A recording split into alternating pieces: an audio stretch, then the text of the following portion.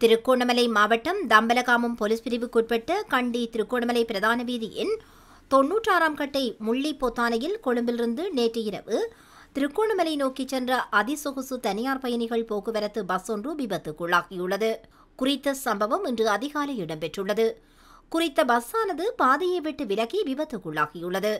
தனியாருக்கு சொந்தமான அதிசொகுசு பஸ் ஒன்றே இவ்வாறு விபத்துக்குள்ளாகியுள்ளதாக தெரிய வருகின்றது. சாரதி, நடத்துனர் உட்பட பயணிகள் சிலரும் காயமடைந்துள்ளதாக தெரிய வருகின்றது. சம்பவ இடத்திற்கு தம்பலகாமம் போக்குவரத்து போலீசார் விரைந்துள்ளனர். நித்திரை கலக்கமே விபத்துக்கு காரணம் என ஆரம்பகட்ட விசாரணை மூலம் தெரிய வருகின்றது.